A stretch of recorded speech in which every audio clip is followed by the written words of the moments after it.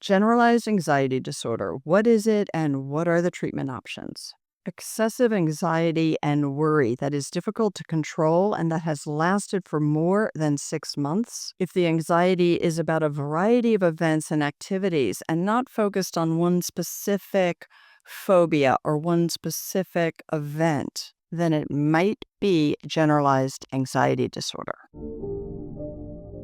So if you go to a doctor or a therapist to see if you have this diagnosis, they will go through the requirements in the DSM-5-TR, which is the manual that we use to diagnose anxiety disorders and other mental health disorders. And I'll show you the criteria here on the screen for this diagnosis. So in addition to the criteria that this has lasted for more than 6 months, is also the criteria that it has been occurring for the person more days than not, that it's difficult to control, and they would need to have 3 of the following 6 symptoms. And these symptoms are restlessness or feeling keyed up or on edge, being easily fatigued, difficulty concentrating or your mind going blank, irritability, muscle tension, or sleep disturbance. And the sleep disturbance could be difficulty falling asleep, difficulty staying asleep, or generally sleep that just does not feel satisfying and is very restless.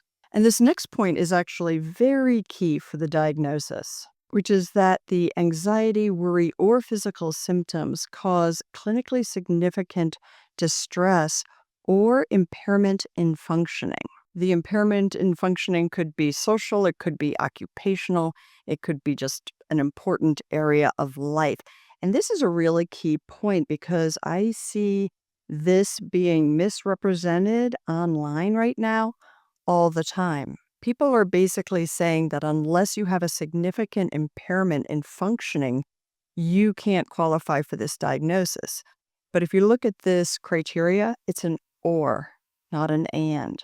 It's either clinically significant distress or an impairment in functioning. And this misinformation is preventing people from getting help for this disorder because there are a lot of people with generalized anxiety disorder who function fine or seem to function fine. They can actually be functioning really, really well in the workplace, but internally they might be miserable.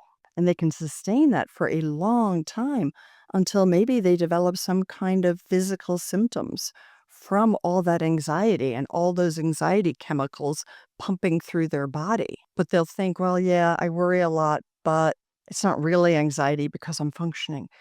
So that is really not the criteria. If this is causing clinically significant distress, you can have this diagnosis. And when I was working with people, which I did for 20 years, and I specialized in anxiety and trauma, clinically significant to me means you're really unhappy all the time. You feel stressed all the time. You can't sleep well. You can tell it's impacting your relationships because you can't concentrate. You can't focus on what your loved ones are saying.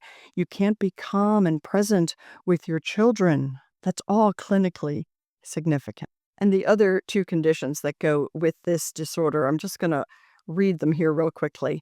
The disturbance is not attributable to the physiological effects of a substance, drug abuse, medication, or from another medical condition. So you have to sort of rule those other things out, that they're not what's causing this. And then the disturbance is not better explained by a different anxiety disorder, such as PTSD or social anxiety, a particular phobia. But honestly, most diagnoses have the same rule out. Like, this has to be the best fit to get this diagnosis. So the main treatment recommendation for generalized anxiety disorder is cognitive behavioral therapy. This is recommended by WHO, the World Health Organization. It's recommended by APA, the American Psychological Association. It's recommended by AMA, the American Medical Association, and the AAFP, the American Academy of Family Physicians. And I want to share with you the findings of this one study. You can access it on the National Institute of Health's website.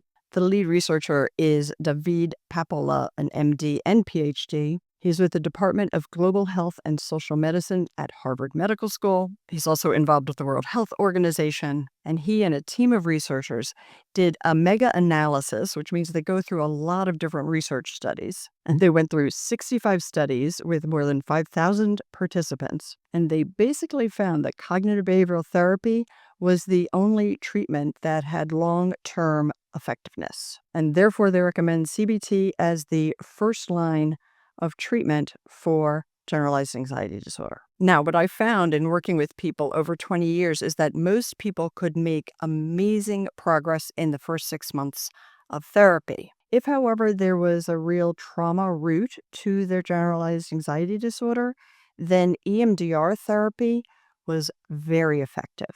And pretty much when somebody couldn't make progress with those two types of therapy over the course of, say, 6 to 9 months, that's when I generally would say, it might be worth talking to a doctor about an SSRI. So I just want to continue with the recommendations from the AMA and from the World Health Organization. So CBT, first line treatment, but second line treatment, according to the World Health Organization and many other medical bodies, would be SSRIs, selective serotonin reuptake inhibitors, long name.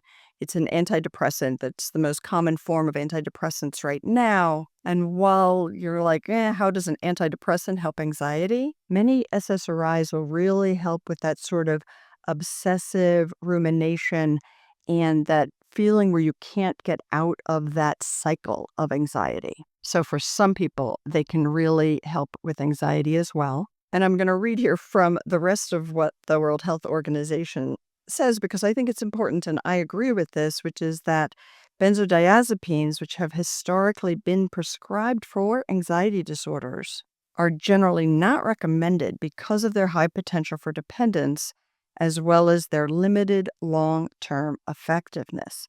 And actually, in my observation, benzodiazepines over time could exacerbate an anxiety problem because they have a biphasic effect where you take the medication, you feel the rush of relief, but when you're through the half-life of the medication, you are actually sort of left with fewer of your own relaxation chemicals, and you feel more anxious, and you associate relief with the medication. That's why it becomes addictive, or you can develop a dependence. And then when people try to go off them, it's very, very difficult. So that would not be my recommendation. And the World Health Organization and the AMA agree on that one.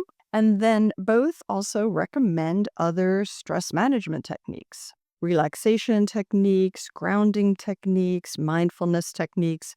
I have a bunch of videos on all of those. But I really want to encourage you that if you think you might have generalized anxiety disorder, to take action towards solving it, take action towards helping yourself. And I do have a free webinar called Rewire Your Brain for Joy and Confidence, which really talks about how some of our behaviors can impact us positively and actually rewire how our synapses are firing, so that we can break through some of that rumination, we can break through some of the anxiety.